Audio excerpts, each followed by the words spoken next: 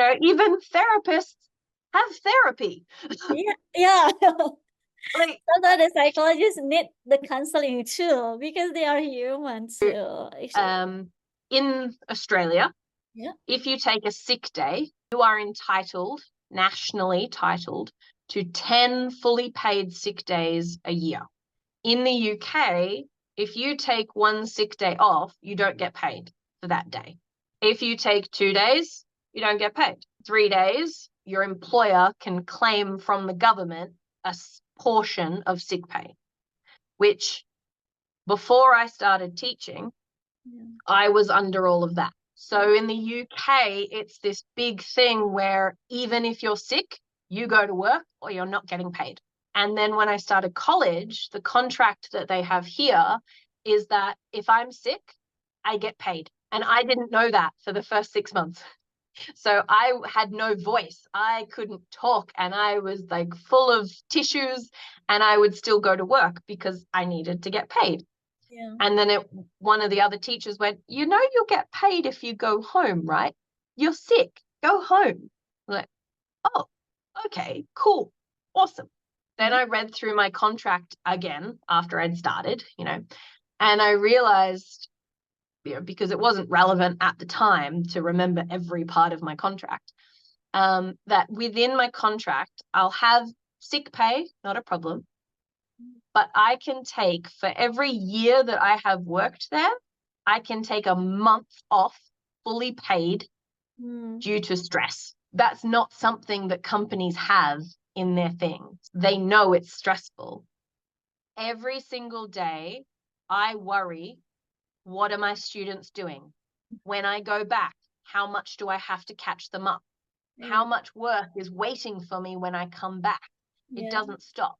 Yeah. And so you're off on leave, supposed to be relaxing, and you're like, but I'm worried because I care. Yeah. And it gets very hard when you get to a point where you stop caring.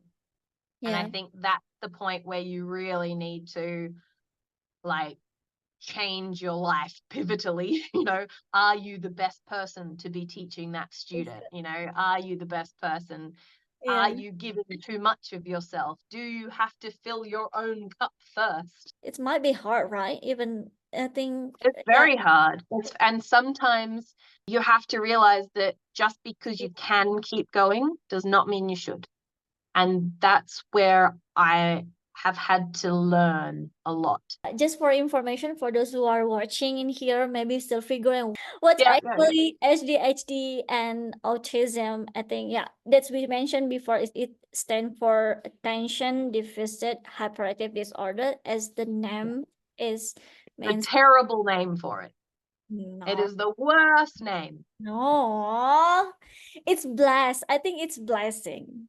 No, it's a terrible name because Right. I do not have a deficit. So Yeah. I don't have a deficit of attention, Okay. because can I can give hyper focused attention Okay. to something if I really want Cool. to and enjoy doing it. To Okay. the point, though, where I will not go to the toilet, not eat, not drink. So it's not that I have a deficit of attention, it's that I can't choose where to focus my attention. Yeah. As I'm not mistaken, there are two types of ADHD. The first one is the one who Three days, struggle. yeah. Oh, three types. Okay, sorry. Okay, I thought that two types. Yeah, it doesn't mean we have the attention. Sometimes the another type is we have the high attentions, but sometimes it's still figured in our mind and something that's need to be adjust with the unstructured thing or something like that. Maybe you can share what the challenge and the characteristic that you experience. Maybe. So for people that know nothing about Yeah, ADHD, yeah. um, for example, when I talk to my students, if people are watching this, and this is just my non-professional opinion, no medical advice, Yeah, but yeah, when I yeah, start yeah. Just experience, personal experience. Yeah. from my, internet rabbit hole research, executive functioning issues are the main thing, right? And there are 8 executive functions. Yeah. And to get diagnosed with ADHD, for example, you need to be able to give evidence of struggling with more than half of those executive functions since childhood. Okay. Right? Yeah. So you need to prove, and that's why we do history reports and everything from family, from sister, from partner, whatever. So they get the view of others of how you were and then your own view.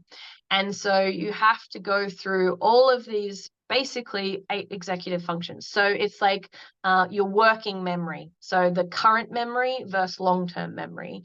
It is all these different things. So the things that I personally struggle with, which I identify a lot in my students, because especially them being construction, they go into construction trades because they have been told that they're not academic, because they have neurodivergence and they're not supported. Okay. So I struggle to prioritize. I cannot prioritize things, especially like, why is that class's marking more important than that class's marking? Why is it this? I don't form habits. I have to actively work. Like, I don't brush my teeth every day because it's a habit. I have to actively make myself go and brush my teeth every day as a conscious thought. I struggle with time. I don't see time the same way other people do. I am very organized, but that is my autism, not my ADHD. Very organized, like the very organized perfectionist, right? Something like yeah. But that is not a trait of ADHD, it's my autism. So autism and ADHD are in conflict with each other. So I really want to be spontaneous for my ADHD because it's interesting and it's shiny and it's colorful. But my autism is like, okay, well, we need a structured plan to do that fun activity.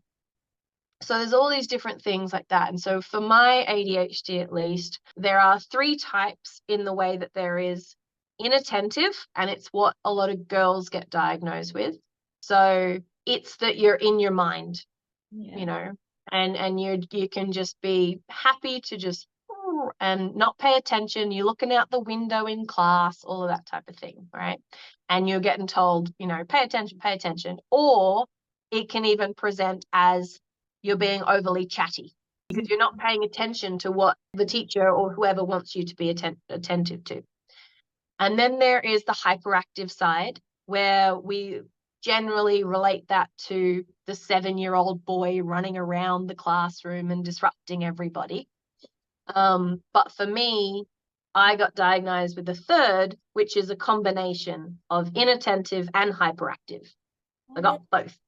So it's called combined. So my hyperactive is not in my body. I fidget and move and I'll change my hair and I'll do that.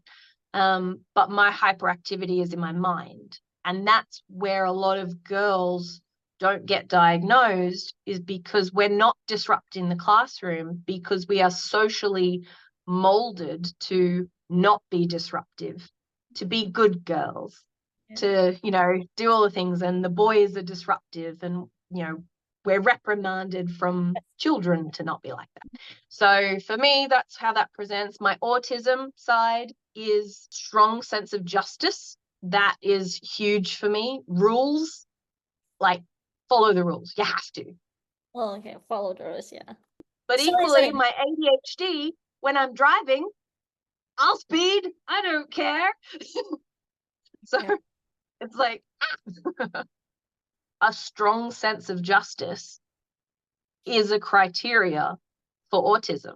And I'm like, why can't everybody just have a strong, like, why is having a sense of justice not something everybody has? And so that's always something that I was like, oh, I thought everybody thought like me. I have the conflict of, I want to follow the rules, I need to do the right thing, but also with this social aspect of autism, I have an issue with hierarchy, social hierarchy.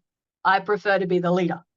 I think that the thing is not the weakness. I think that you have the strengthness in the a different side, and then it's not the something that bad, that always bad, but can sometimes it's something that blissful, right? There's good parts and bad parts. I hate it when people say, for example, oh, these are my ADHD superpower is to be, hyper focused on something and do it in 6 hours, and it's amazing. Sometimes that can completely overshadow the fact of all of the bad things that happened in those 6 hours where I did not look after myself. So it's a scale, it's a balance. In myself, it's always like that, because sometimes I can do amazing things, I can pick up a craft and I can teach myself how to do it, and I'll do it perfectly the first time, and I can look at a piece of furniture with my experience and know how to make it. But equally, Yeah. do I have the choice of where I want to focus my attention and energy? Nope. Yeah, sure. So the pressure of a deadline and working to deadline is a really high thing in there. That's a really key part of ADHD, is putting things off till there is a consequence. Because you need a consequence. And a consequence could be your boss saying, oh, you were supposed to have that to me on Friday, but it's now Monday. Or it's your teacher saying, oh, get your work in, the deadline is here, so I need that pressure. But I can't make that deadline myself. It has to be an external deadline. I think like it's normal, right? I mean, yes, for some people, we get the motivation from the external, which is good. There are two kind of motivation, right? It's not only for ourselves, but can be from the external motivation too. External motivation helps everybody. More there's like guidance for employers and HR about how to deal with neurodiverse employees. And some of them list like the pros and cons in a workplace of ADHD, of autism. So it's like the ADHD person can be really, really creative, but they can't prioritize.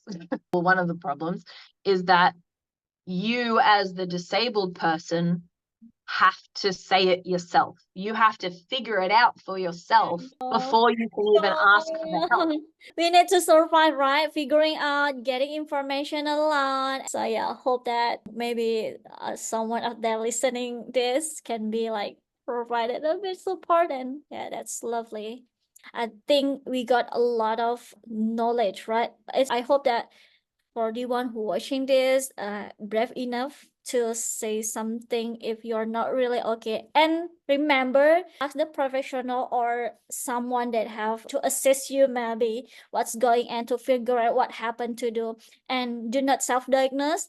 You can get information from anywhere. I would say that a self-diagnosis is valid. So valid. It's a good thing. Because if you start to self-diagnose and explore, and you start to treat yourself with support and coping strategies in a way that support you through your own self-diagnosis, then going and getting comfortable with that, enough way to advocate for yourself to then go and get a diagnosis. If you are privileged enough to be able to get one, then that's amazing. But if you are not in a position where you are financially, medically able to get a diagnosis, self-diagnosis is valid, because you start treating yourself with kindness. Okay, it's a good when we aware of something different with ourselves, which is okay, we aware about ourselves. But what I mean that okay, when with something we need to clarify, is it true or not that you did before, you qualified with the treatment, you went to the some of the psychologists and did the self-assessment and so, which is very, very crucial and great to do for someone who want to like confirmations, is that really good, and get the support what exactly the treatment that we have, right? I think it really depends on the person and the situation they're in.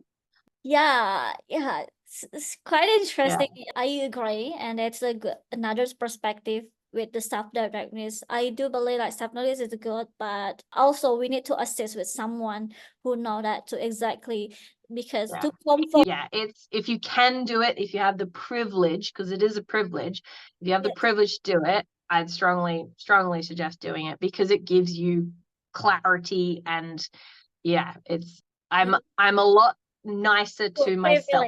True privilege. Sometimes not everyone have the privilege, to go to the doctor and get the treatment. All right, that's beautiful, Stephanie. Oh my God. I do not have any expectation except myself to be more aware about that mental health and something else.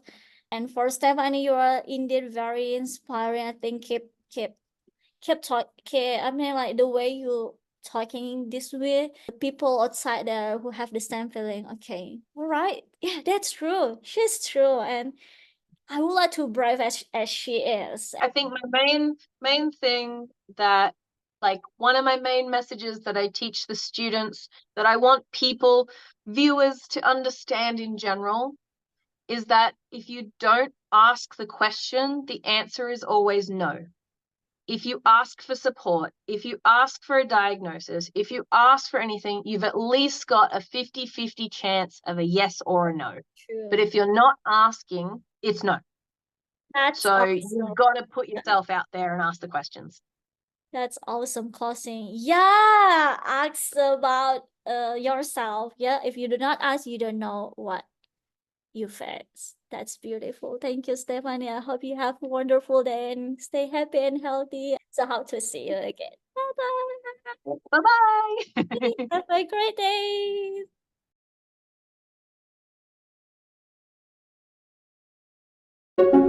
day.